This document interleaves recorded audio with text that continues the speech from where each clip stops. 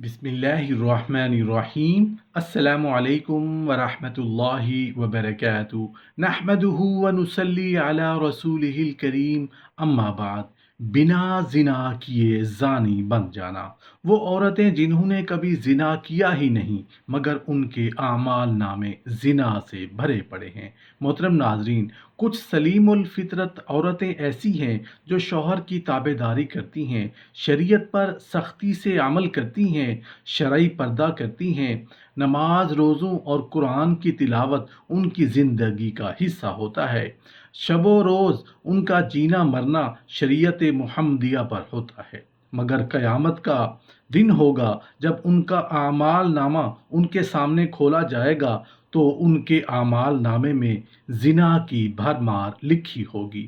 وہ پریشان ہو کر، رو رو کر، شرمندہ ہو کر اللہ پاک سے عرض کریں گی، یا اللہ ہم پاک دامن ہیں، یا اللہ ہمیں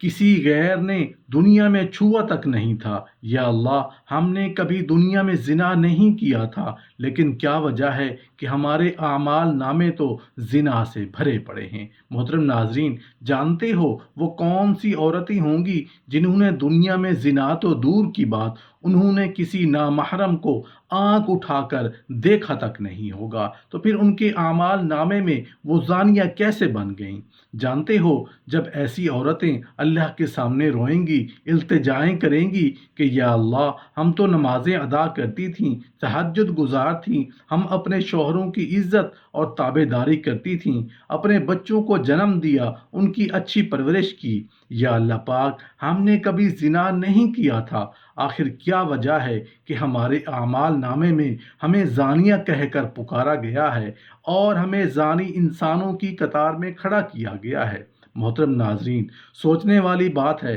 غور کرنے والی بات ہے کہ انسان دنیا میں نیک عمل کرتا ہی اسی لیے ہے کہ قیامت کے دن اللہ کے غضب سے بچا جائے، ذلت اور رسوائی سے بچا جائے، مگر وہ سلیم الفطرت عورتیں جنہوں نے پوری زندگی اسلامی احکام پر زندگی گزاری ہو، گناہ کے قریب بھی نہ بھٹکی ہوں، اور پھر قیامت کے اس ہولناک دن میں ایسی عورتوں کو جنہوں نے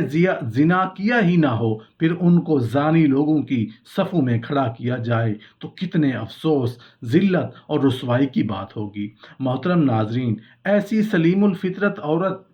پاک دامن عورت کون ہوں گی جنہوں نے فزیکلی زنا تو نہیں کیا ہوگا مگر کرامن کاتبین نے ان کے اعمال نامے زنا کے ارتکاب سے بھر دیے ہوں گے؟ اللہ کے سامنے زانی مردوں اور زانیہ عورتوں کی صفوں میں ایسی عورتیں رو رو کر ہلکان ہو جائیں گی، تو جانتے ہو اللہ ان سے کیا فرمائے گا کہ کس گناہ، کس فعل کے بدلے میں ان کے اعمال نامے میں ان کو زانیہ لکھا گیا ہے؟ وہ عورتیں جنہوں نے زنا کیا نہیں مگر پھر بھی زانیہ کہلائیں گی، مگر کس گناہ اور کسے برے کام کے سبب؟ وہ برا کام کیا تھا جو انہوں نے اپنے جیتے جی دنیا میں کیا تھا جس کے سبب وہ زانیہ بن چکی ہیں؟ کے متعلق تفصیل جاننے کے لیے ویڈیو کو آخر تک ضرور دیکھیے گا۔ رسول اللہ صلی اللہ علیہ وآلہ وسلم نے فرمایا، تم میں سے کسی کے سر میں نشانہ بنا کر سوئی ماری جائے تو یہ کسی غیر محرم عورت کو چھونے سے کہیں زیادہ بہتر ہے۔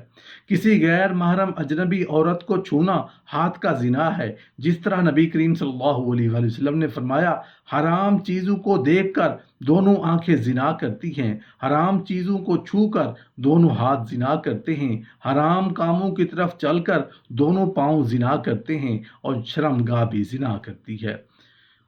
کیا حضرت محمد صلی اللہ علیہ وآلہ وسلم سے بڑھ کر بھی کوئی پاک دل ہو سکتا ہے؟ لیکن اس کے باوجود آپ صلی اللہ علیہ وآلہ وسلم نے فرمایا، یعنی میں غیر محرم عورتوں سے ہاتھ نہیں ملاتا۔ نیز آپ صلی اللہ علیہ وآلہ وسلم کا ارشاد گرامی ہے، میں اجنبی عورتوں کے ہاتھ نہیں چھوتا۔ حضرت عائشہ صدیقہ رضی اللہ عنہ بیان کرتی ہیں، اللہ کی قسم، عورت سے بیعت لیتے وقت بھی رسول اللہ صلی اللہ علیہ وآلہ وسلم کے ہاتھ نے کبھی کسی غیر محرم عورت کے ہاتھ کو نہیں چھوا، بلکہ آپ صلی اللہ علیہ وآلہ وسلم صرف زبانی عورتوں سے بیعت کیا کرتے تھے۔ اور بعض شوہر ایسے بھی ہیں کہ ان کی پاک باز بیویاں ان کے بھائیوں یعنی اپنے دیور یا جیٹھ سے ہاتھ نہ ملائیں تو وہ انہیں طلاق کی دھمکی دیتے ہیں۔ ایسے شوہروں کو اللہ سے ڈرنا چاہیے۔ اور یہاں اس بات کی وضاحت کر دینا بھی مناسب معلوم ہوتا ہے کہ ہاتھ پر کپڑا وغیرہ رکھ کر بھی عورت سے مصافحہ جائز نہیں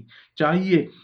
ڈائریکٹ ہاتھ ملائے یا کپڑے کی آڑ میں، دونوں حالتوں میں ہی غیر محرم عورت سے مصافحہ کرنا حرام ہے۔ محترم ناظرین، اب میری بات ذرا غور اور توجہ سے اور دھیان سے سنیے گا۔ میں اب آپ کے ساتھ وہ چیز، وہ برا اور قبیح عمل بیان کر رہا ہوں جس کے سبب سلیم الفطرت عورتیں زانیہ بن جائیں گی۔ عورت کا خوشبو لگا کر گھر سے نکلنا اور اسی حالت میں مردوں کے پاس سے گزرنا حرام ہے۔ نبی کریم صلی اللہ علیہ وسلم نے اس فعل سے جس قدر سختی کے ساتھ روکا اور ڈرایا ہے، اسی قدر یہ چیز آج کل ہمارے زمانے میں عام ہو چکی ہے۔ ارشاد نبوی ہے، جو عورت خوشبو لگا کر کسی قوم کے پاس سے گزری تاکہ لوگ اس کی خوشبو محسوس کریں، ایسی عورت بدکار اور زانیہ ہے۔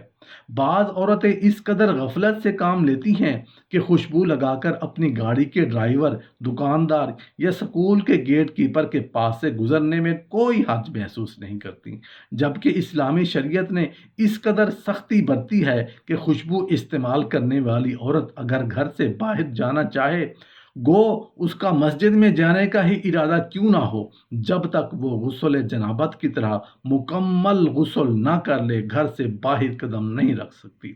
رسول اللہ صلی اللہ علیہ وآلہ وسلم نے فرمایا، جو عورت خوشبو لگا کر مسجد کی طرف اس نیت سے گئی کہ لوگ اس کی خوشبو محسوس کریں، جب تک وہ غسل جنابت کی طرح پوری طرح غسل نہ کر لے اس کی نماز قبول نہیں ہوتی۔ ہم اللہ ہی کے سامنے شکوہ کرتے ہیں کہ آج دور حاضر میں شادی بیاہ اور زنانہ تقریبات میں کس قدر دھونی اور خوشبو کا استعمال ہوتا ہے،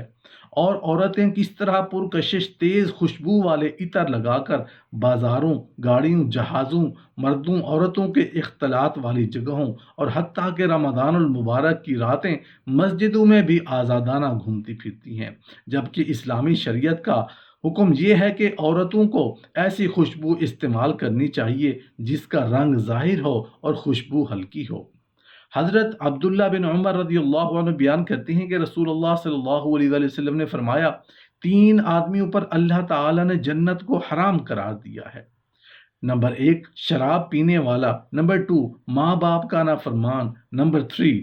بے غیرت جو اپنے اہل خانہ میں فحاشی کو برداشت کرتا ہے۔ اس بے غیرتی کی مختلف شکلیں آج ہمارے زمانے میں بکثرت موجود ہیں۔ مثلا گھر میں بیٹی یا بیوی کسی اجنبی مرد کے ساتھ ملتے جلتے یا عشقیہ گفتگو کرتے دیکھ کر چشم پوشی کرنا، یا اپنے گھر کی کسی عورت کو اجنبی مرد کے ساتھ تنہائی اور خلوت میں دیکھ کر خاموش رہنا، یا اسے کسی اجنبی مرد مثلا ڈرائیور وغیرہ کے ساتھ اکیلے گاڑی میں سفر کرنے کی اجازت دینا، یا اپنے گھر کی عورتوں کو بغیر شرعی پردے کے گھر سے باہر جانے کی اجازت دینا، جس کے نتیجے میں ہر آنے جانے والا انہیں تاک جھانک کر دیتا ہے۔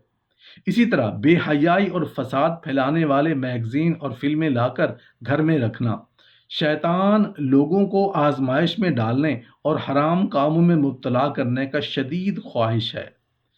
اس لیے اللہ تعالیٰ نے ہمیں اس سے محتاط رہنے کا حکم دیا ہے۔ ارشاد ربانی ہے، اے ایمان والو، شیطان کے قدم بقدم مت چلو، اس کی پیروی نہ کرو۔ جو شخص شیطان کے قدموں کی پیروی کرے تو وہ بے حیائی اور برے کاموں کا ہی حکم دے گا۔